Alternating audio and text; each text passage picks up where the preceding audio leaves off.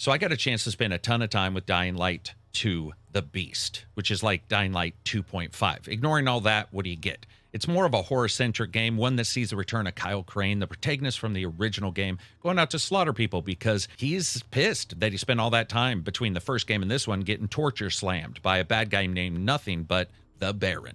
Also, can I point out, anybody called the Baron seems to be pretty much a bad guy no matter what. I spent a number of hours with the preview build. Let's check it out. The game's set 13 years after the events of the first game, and once again, players step into the worn shoes of Kyle Crane. Thought dead, Crane's endured a more sinister fate, captured by a figure known only as the Baron. Crane's been subjected to years of all kinds of grotesque experimentation. This abuse has left him transformed, no longer fully human, now a volatile hybrid of survivor and infected. And somehow everybody, at least in my part of the game that I got to play, is still pretty cool with it. The saying goes, you can't always pick your friends. First, let's talk a little bit about the theme. Is this a straight horror game now? No. Both of the prior games have had you sprinting away from hell-driven, red-eyed murder meats through the night, only successfully escaping when you used your best Cirque du Soleil moves to get away and hide or find a safe spot. So far, so good. Exact style of game here. It's just that with that larger open area and a little bit less of a feeling of the urban that we got in Dying Light 2, it can feel that way. And here you've also got some vehicles and more guns. And at some point, zombies are just zombies. And vehicles and guns means more ways to mow down waves of undead Daves. Sadly, this didn't allow us to play the main story. Apparently, going out to find the man who treated you like a whittling stone in a Mr. Science kit for 12 years requires it to be hidden during the preview footage. I think that's okay, though, wanting to stop spoilers and all that. I was plopped down into a base in the center of the city. Well, actually, I don't know if this was a base, but it was a building, and it appeared to be their base, filled to the brim with unmoving NPCs, just too tuckered to talk unless you got within like 4 feet of them, which they randomly tell you how good you're doing without looking up, like a giant base filled with bad dads. The mission started out with me being tasked to find 3 other people that went out for lunch and didn't come back. The quest giver said zombies could have got them, or they're fine. That sounds a bit like Musk trying to explain a rocket explosion by saying his experiment's delivering a wide dispersion of sample sets to a large testing location, but whatever. And I got lost right away, because the last time I remember, people didn't have a glowing crown of red LED lights on their forehead that told them the way to go, and it made sense that if Dying Light the Beast wanted me to play it as a horror game, I'll meet him halfway, no compass. I started to regret my decision pretty much right at the starting when I turned around a corner and walked smack dab into 3 humans just standing to the side of a large group of zombies. So I decided to walk up and greet them because I assumed, like many in the second game, they were just around the base to keep the zombies at bay. And I was promptly stabbed for my effort. Who knows, in some country that might be the way you greet newcomers, but I was stabbed a ton of times, so maybe they were just super excited. But I was dead, so I couldn't ask. And thus began the first respawn back at the safe zone. That's what happened. I slept off the gaping wound in game-bound time dilation, and I was back at it. Smarter this time, though. This time, I tracked those guys down. Yes, I was still going the wrong way, because to me, revenge is a waypoint you can't unclick. And they weren't there, but the zombies were. So I waded in. Now, in this game, if you're using a controller, your D-pad, up, down, left, or right, lets you pick healing equipment, special items, and weapons. And clicking again in the same direction switches to the next item in that category. So, for example, if you have a samurai sword, a machete, a giant ass-kicking shovel, and a hammer, just hitting the D-pad twice cycles of the second, third, fourth, and so on, and it repeats as needed. The same goes for your healing and stamina items. The game's combat is similar to the others, which means dodging with a bumper, dashing in with the same, swinging, and then watching them flounder around, sometimes hitting you with a windmilling arm and 5 inches of guitarist fingernails, or missing you entirely. A couple kicks to the face, chest, and ass sent them moving around, and like Dying Light before it, watch one of these undead spirit drinkers who treat you like a slightly frozen juicy pop if they get a hold of you is always hilarious to see them fall. Knocking them into one another, perfectly applying a block to grab them and spin them past you. The game's also still got the quick twist button, and it's always helpful so you can pirouette a 180 and strategically beat feet to a safer place with each keyboard, mouse, keyboard. It all feels generally the same.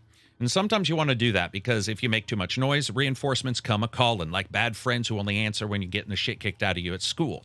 Actually, maybe that's a good friend. Maybe just a lazy good friend. Whichever it is, they come tumbling out of windows, sprint thrifting around corners, busting through doors. It's a hell of a mess, so staying on the move and moving to the next place to stay is the key to keeping alive long enough to make others wish you were dead. So I took off climbing. Climbing's still a mix of those Fast and Furious moments and smooth bumps after long jumps, to you reaching out like a man at the end of a World War II movie to get help as he bleeds to death, But in this case, it's just a deceptively reachable but freakishly far away handhold you're begging to leap to.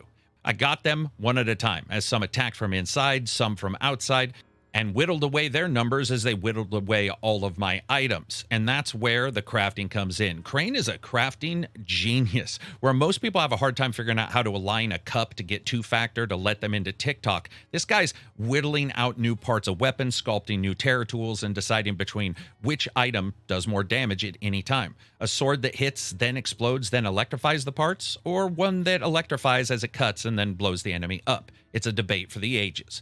But as I was doing that, I ended up getting attacked from behind, and that's when Crane's past comes back to haunt him. Crane's infection isn't just a plot device here. It does manifest as gameplay in the form of a new beast mode, a temporary transformation where he becomes a feral, brutal force. You can rip enemies apart with your bare hands, throw environmental objects at everybody, and basically just tear ass through the city for a temporary amount of time. Just make sure that everybody's dead around you, because when you switch back, you don't want to be weaponless. By the time I killed him, it was nighttime, and nighttime, of course, has volatiles. These have always been some of my favorite designs in the Dying Light series. Sure, they're probably only moving about 30 miles per hour at best, but these murder hobos, homeless horror versions of hungry hippos, streak across the rooftop behind you, and if it's not time dilation, it's probably a bit of sphincter pucker factor, causing it to look like they're approaching light speed, and they want to send you into the light. Now, speaking of lights, I have one, a UV light that can burn enemies and stun them, so I whipped that sucker out and stunned them and sprinted off. Or should I say between them. That's when I'm most appreciative of the more smoothly moving parkour in the later game. I ended up back at the base, spun around, and took a couple shots with the assault rifle as they continued to follow me. Ranged weapons do feel pretty vital rather than optional, though they still come with a lot of drawbacks. Ammo's scarce, crafting materials are very rare, using blueprints, damage weapons, and they make a lot of sound, but it felt awesome. After I'd killed them, I walked back inside. And I haven't even got to the forest yet, so I made a plan. Let's try out the vehicles and drive to the forest. Decided to fall asleep, wake up the next day, and jump in. And speaking of jumping in, leaping into the vehicle and crashing through the center of town, smashing enemies left and right, it just feels awesome. I was driving around a corner, gunned it, turned an enemy into pestilence paste as his undead body splattered all over the front of my Ford Bronco, and I pumped a bit of a fist there thinking, I got this, because I saw the bridge and I saw the forest behind it.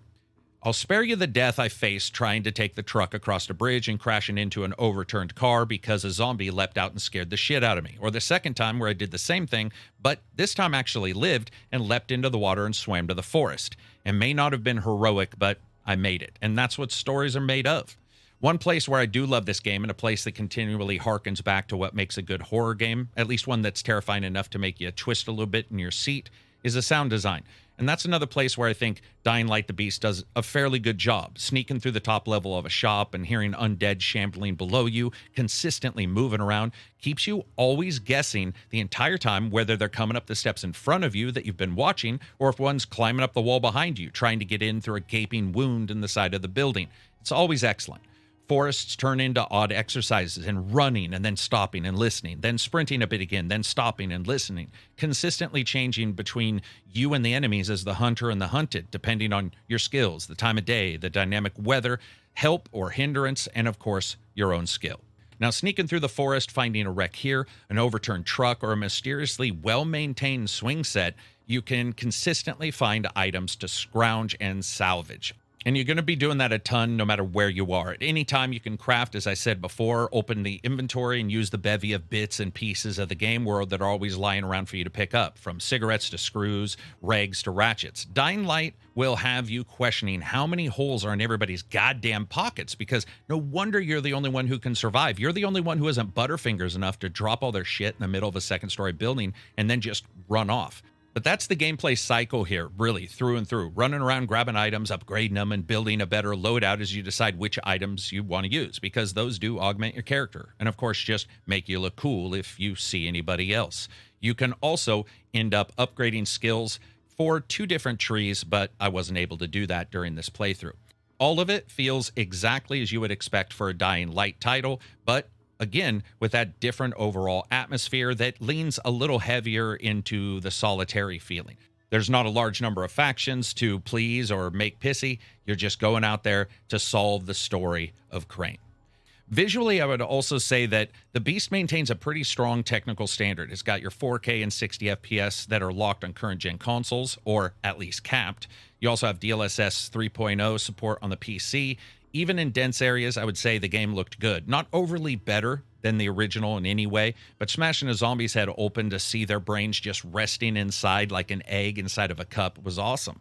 Volumetric lighting makes dusk and dawn actually feel a bit more apocalyptic than it normally does, and environmentally, I would say it all looks good. And the destruction system that's built into hitting those zombies always feels great.